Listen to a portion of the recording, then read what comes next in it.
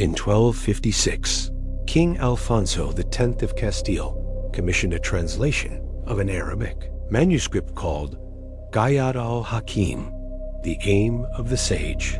He thought he was getting a book on astronomy and natural philosophy. What he actually got terrified him so badly that he tried to suppress every copy. He failed. Within 50 years, the book, now called the Picatrix, had spread across Europe. Renaissance magicians treated it like the secret manual to the universe. The Catholic Church added it to their list of forbidden texts. Scholars denied owning it while secretly copying its rituals word for word. And for 400 years, it was almost completely lost. Today, you can buy it on Amazon, but most people have never heard of it, which is strange because the Picatrix is arguably the most influential grimoire ever written. Nearly every magical text that came after it, the Key of Solomon, the Heptameron, Agrippa's 3 books of occult philosophy, borrowed from the Picatrix, whether they admitted it or not. So, what's actually in this book? Why did it scare kings and popes? And how did an Arabic text on planetary magic become the foundation of Western occultism? Let's find out. The basic premise. The Picatrix is a technical manual for astral magic. It's not about summoning demons or making pacts with the devil. It's about manipulating natural forces through precise astronomical timing and ritual technique. The book is divided into 4 sections, but the core concept is simple. The planets and stars exert real physical influence over the material world. If you understand these influences and know how to work with them, you can bend reality to your will. This wasn't considered supernatural in the medieval sense. It was natural philosophy. Applied mathematics. The same principles that governed the tides and the seasons could be used to create talismans, invoke spirits, and manipulate human behavior. The book even says this explicitly. Quote, "Magic is not contrary to nature, but a higher application of natural principles that the common man does not understand. That's what made it so dangerous. It made sorcery look rational." The planetary hierarchy. At the heart of the Picatrix is a system of 7 planetary intelligences, each governing different aspects of reality. Saturn rules time, death, restriction, and decay. Its magic is slow, cold, and often destructive. Jupiter governs wealth, authority, law, and expansion. Its rituals are about gaining power and respect. Mars controls war, conflict, courage, and violence. Its magic is fast, aggressive, and dangerous. The Sun rules kingship, health, success, and vitality. Solar magic is about personal power and visibility. Venus governs love, beauty, pleasure, and art. Its rituals are the most sought after and the most frequently misused. Mercury rules communication, travel, intellect, and trickery. Its magic is subtle and adaptable. The Moon governs dreams, emotions, transformation, and hidden things. Lunar magic is about change and illusion. Each planet has specific spirits, specific materials, and specific timing requirements. You can't just do a Saturn ritual whenever you feel like it. You have to wait for Saturn's day, Saturday, and perform the ritual during Saturn's planetary hour, when Saturn is in a favorable astrological position. Get the timing wrong, and at best, nothing happens. At worst, you invoke forces you can't control. The 28 lunar mansions. But the Picatrix goes deeper than just the 7 planets. It introduces a system called the 28 lunar mansions. As the moon moves through the zodiac each month, it passes through 28 distinct positions. Each position, each mansion, has unique magical properties. The 13th mansion is for binding and love magic that cannot be undone. The 21st mansion is for destruction and requires blood sacrifice. The 4th mansion is specifically for causing discord in marriages and relationships. The book gives you the exact degree of the zodiac, where each mansion begins and ends, the spirits who rule over it, and what types of rituals will work during that time. Renaissance magicians used this like a farmer's almanac. They'd plan their magical operations months in advance, waiting for the perfect alignment of planetary hour, zodiac position, and lunar mansion. This is why the Picatrix was so influential. It wasn't vague mysticism. It was a calendar, a schedule, a technical manual. Talismanic magic. The primary technique in the Picatrix is creating talismans, physical objects charged with planetary energy at astrologically perfect moments. Here's how it works. Let's say you want to create a talisman for love. You'd use Venus magic. First, you calculate when Venus will be in Taurus or Libra, the zodiac signs Venus rules. Then you find the hour of Venus on a Friday, which is Venus's day. Then you check which lunar mansion the moon is in and make sure it is compatible with love magic. Once you have the perfect timing, you carve an image into copper, Venus's metal. The image shows two figures embracing. While you carve, you burn a suffumigation, a specific mixture of incense made from ambergris, musk, and aloe wood. These are Venus materials. As the smoke rises, you speak the names of the two people you want to bind together. You repeat this until the carving is complete. The talisman is then hidden in the target's clothing or bedroom. Court records from the 1500s show that nobles actually paid magicians enormous sums for these exact talismans. And some of those records mention people being arrested for possessing them. Suffumigations. The core technique. Suffumigation, ritual burning of specific materials, is the backbone of Picatrix magic. The smoke was believed to attract planetary spirits, the way blood attracts sharks. Each planet has its own recipe. For Venus, you burn pleasant materials: rose petals, ambergris, musk, sandalwood. The smoke is sweet and seductive. For Mars, you burn aggressive materials: sulfur, euphorbium, bdellium gum, and according to the text, the dried heart of a wolf and the blood of a man who died violently. For Saturn, you burn dark materials: black poppy seeds, mandrake, henbane, and the blood of a black cat. The book is explicit. These aren't symbols. These are ingredients. And here's the disturbing part.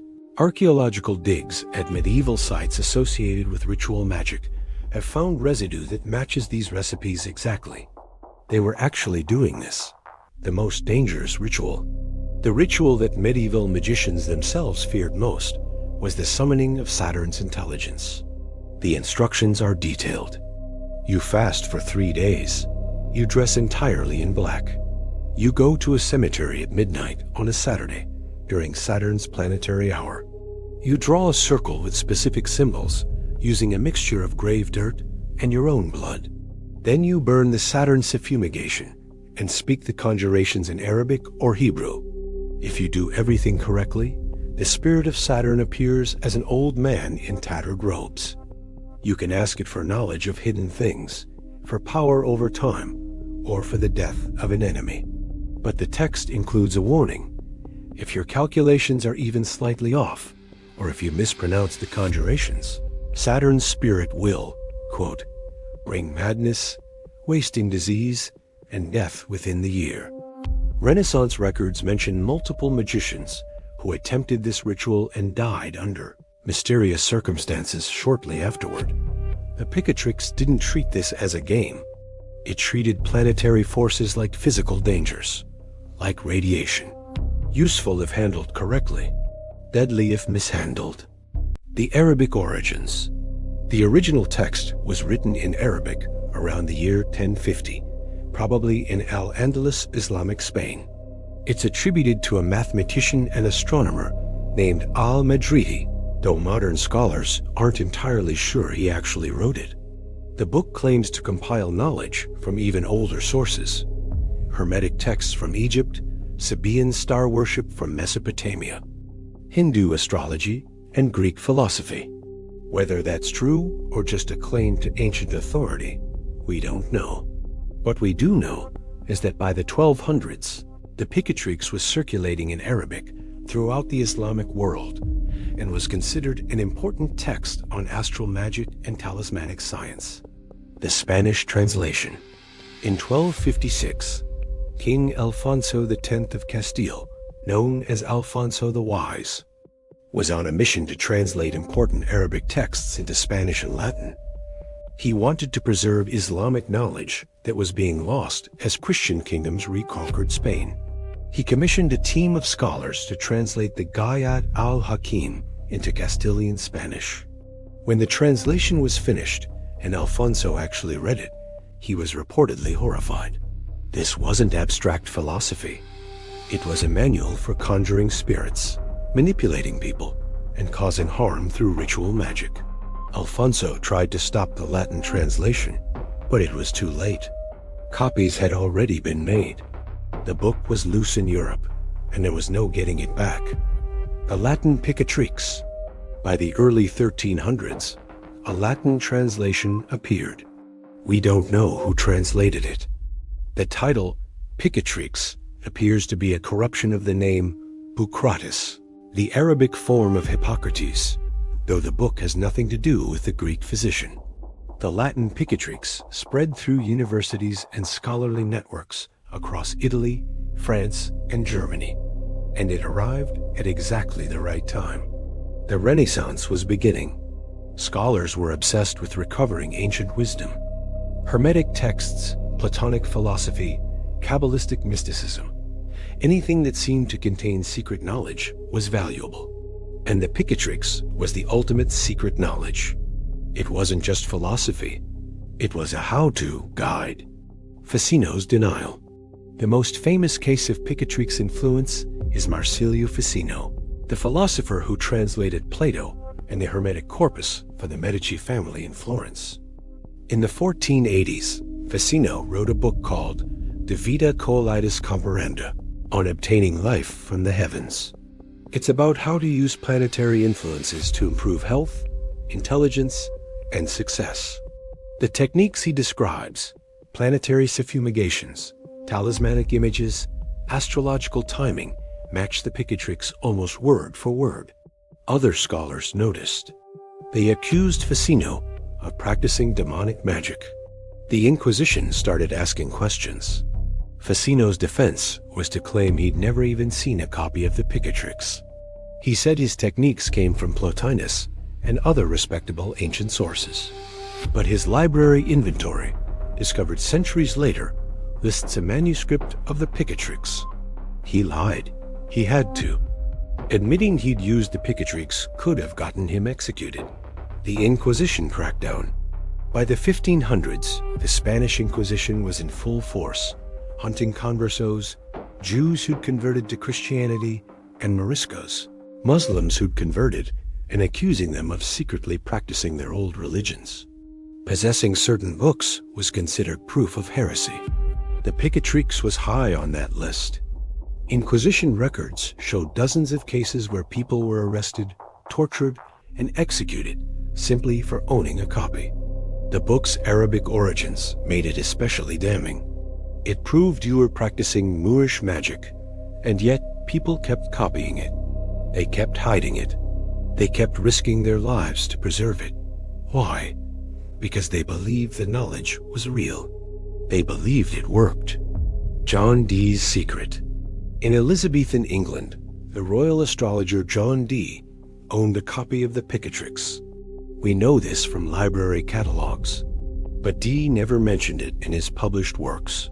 Instead, he claimed his magical techniques came from angels who spoke to him through a scryer named Edward Kelly. When you compare Dee's Enochian system to the Picatrix, the similarities are impossible to ignore.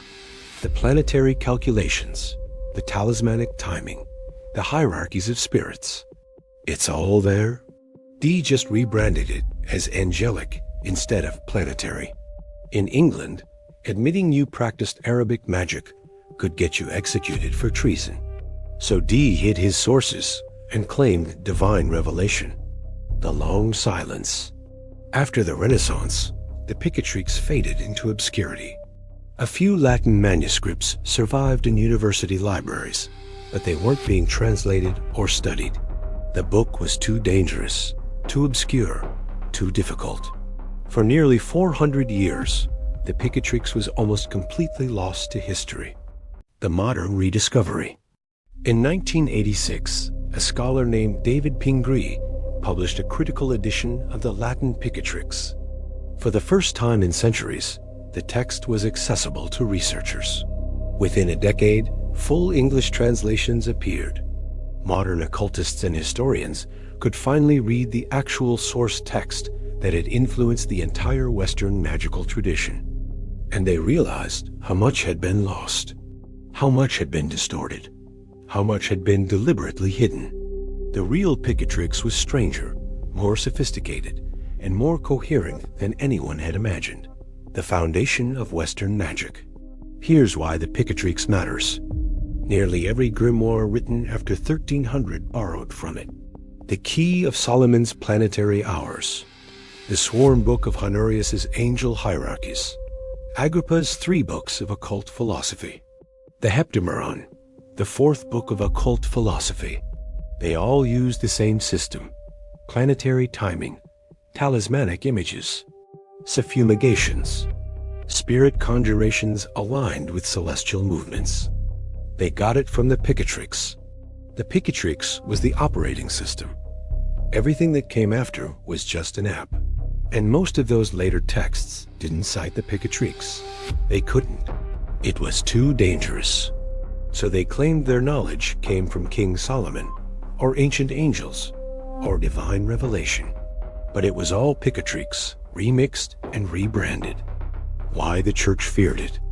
The Catholic Church didn't ban the Picatrix just because it was about magic. They banned it because it made magic look rational. Grimoires that summoned demons were obviously evil. You could condemn them easily. But the Picatrix argued that planetary spirits weren't demons. They were natural intelligences built into the cosmos by God. Invoking them wasn't devil worship. It was applied astronomy. This was terrifying to the church because it meant educated Christians could practice magic and still consider themselves good Catholics. The Picatrix made sorcery respectable, and that was more dangerous than any demon. The question we're left with. So here's the question that the Picatrix forces us to ask. Did it work? They were the most educated people of their era, and they genuinely believed this system functioned. Court records show people being arrested with Picatrix talismans. Inquisition documents mention confessions of successful rituals. Medical texts from the period describe planetary influences as established fact. Modern science would say it's obviously delusion, confirmation bias, placebo effect, coincidence. But the medieval mind didn't separate natural from supernatural the way we do. To them, astrology was astronomy. Talismanic magic was applied mathematics. The universe operated on laws, and those laws could be learned and used. Maybe they were wrong about the mechanisms, but were they wrong that belief, ritual, and timing can influence outcomes? That's a harder question to answer. The Picatrix is still banned in some countries. In Saudi Arabia, possessing books on seer sorcery can result in arrest or execution. The Picatrix is specifically mentioned in some of those cases. A 1,000-year-old book can still get you killed.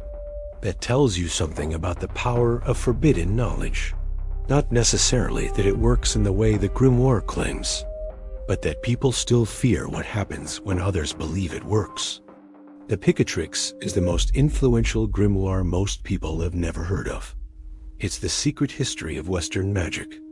The source code behind every planetary ritual, every talismanic technique, every astrological timing system that came after it.